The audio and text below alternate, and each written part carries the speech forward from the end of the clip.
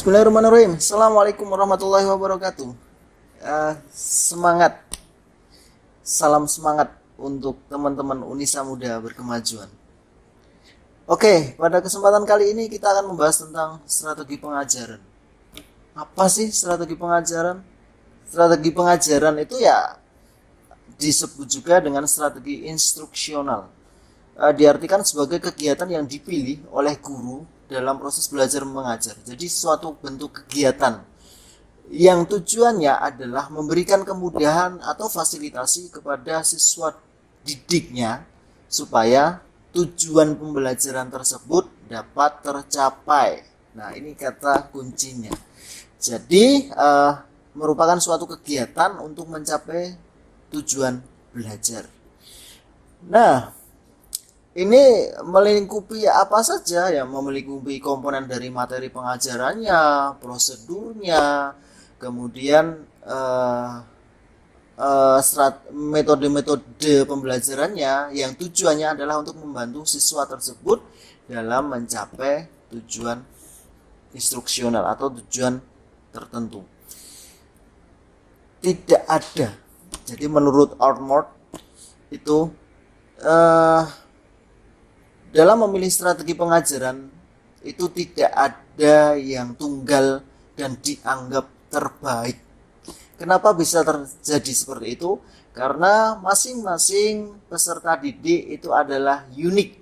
Jadi memiliki kekhasan, tidak bisa disamakan satu dengan yang lainnya. Sehingga strategi pengajaran yang bagus adalah menyesuaikan dengan kondisi siswa.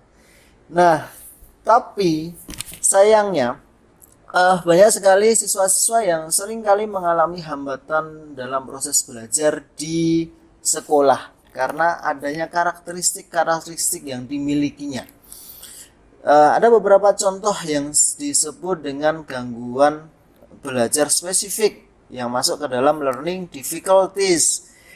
Ada beberapa contoh, ini biasanya diawali dengan kata diskalkulia, disleksia, disgrafia, itu adalah mengalami gangguan yang spesifik. Kenapa spesifik? Karena tidak semuanya yang terganggu, hanya hal-hal tertentu saja. Misalnya diskalkulia, teman-teman sering ya menggunakan kalkulator itu, berarti hubungannya dengan hitungan. Nah, semua aspeknya oke, IQ-nya tinggi, anak ini IQ-nya tinggi, di atas rata-rata, bahkan ada yang superior, tetapi bahasanya bagus, intonasinya oke, kemampuan diplomasi membacanya lancar, tetapi ketika disuruh menghitung, Masya Allah, seperti dunia ini berputar balik gitu. Jadi angka-angka itu pusing ya, bahkan membuat depresi.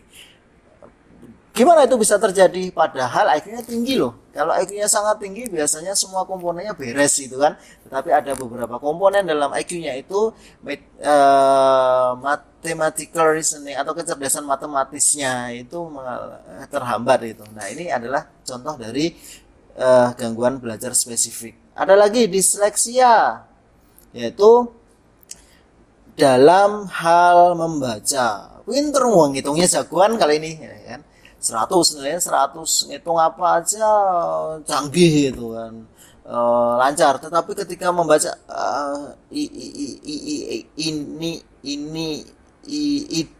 salah lagi. Ini Ibu Budi gitu jadi ini Budi Ibu ya. Nah, kayak gitu. Jadi ketika dihadapkan pada kata-kata yang sama itu M dengan N, dia akan bingung membedakan ini M atau N itu, B dengan P gitu. Padahal IQ-nya luar biasa tingginya. Nah, itu adalah ciri khas dari disleksia. Nah, ngitungnya oke, bacanya bisa, tapi kalau nulis katanya kok terbalik-balik nih antara B dengan D. Jadi mau nulis Budi jadi Bidu atau Dibu gitu.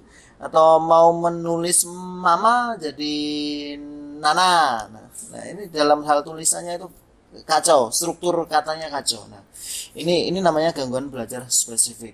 Nah, ada lagi ya nulisnya susah, tetapi kemudian bacanya juga susah, ngitungnya tambah susah. Nah, setelah dicek tetapi untuk pergaulan itu nggak masalah, dia anak ini aktif, olahraga juga jago gitu kan.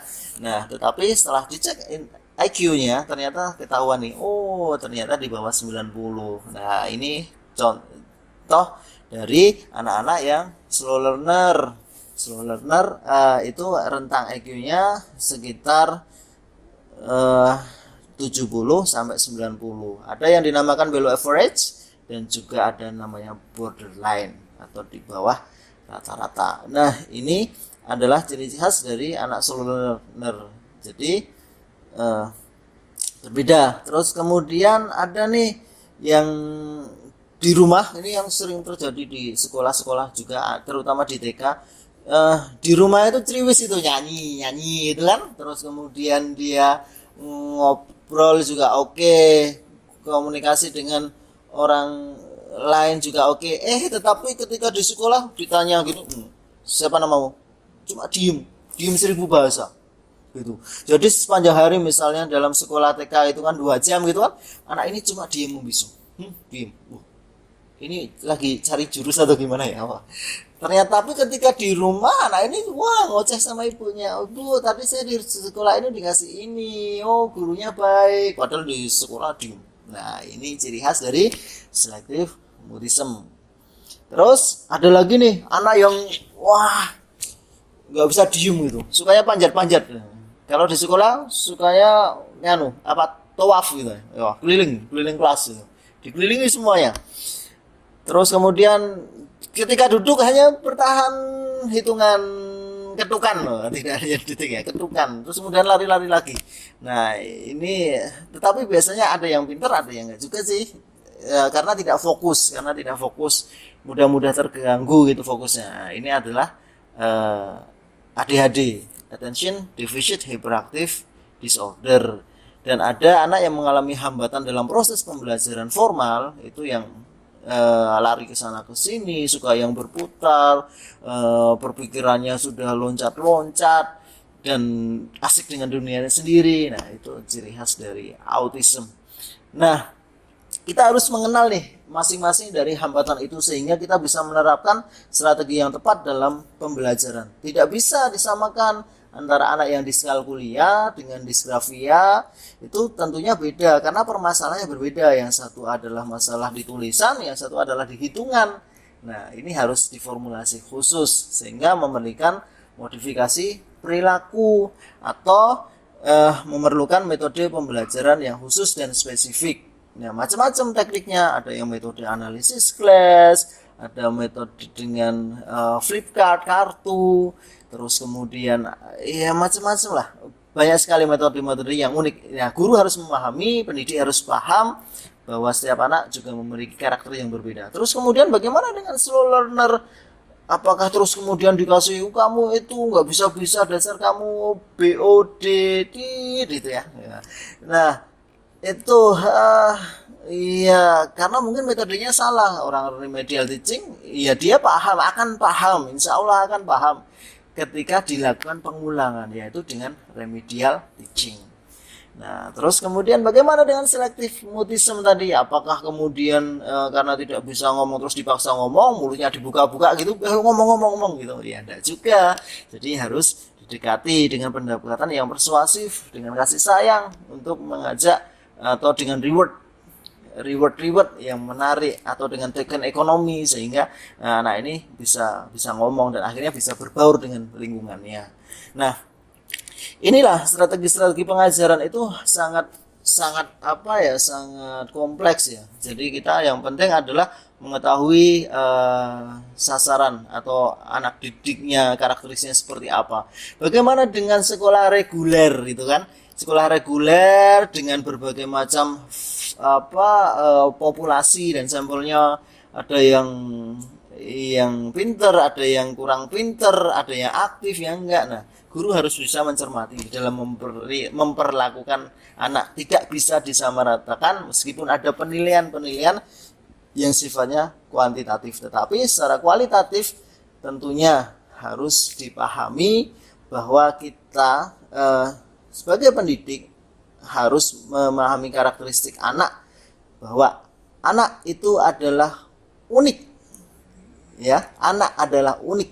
Anak bukanlah boneka orang dewasa, pemikirannya juga bermacam-macam, bervariasi. Kita harus bisa memahami itu. Jadi untuk memberikan strategi pengajaran yang tepat bagi anak-anak yang mengalami hambatan belajar, maka kita harus membuat atau menentukan dengan metode yang tepat sesuai dengan kebutuhan anak. Nah, itu. Begitu teman-teman, diskusi atau penyampaian saya pada kesempatan kali ini terkait dengan strategi pengajaran bagi anak-anak yang mengalami hambatan belajar. Terima kasih atas atensinya. Ketemu lagi di sesi-sesi selanjutnya. Saya Komarudin, dosen psikologi Unisa Yogyakarta. Salam hangat, salam sehat. Psikomar akan datang lagi di sesi berikutnya. Terima kasih. Assalamualaikum warahmatullahi wabarakatuh.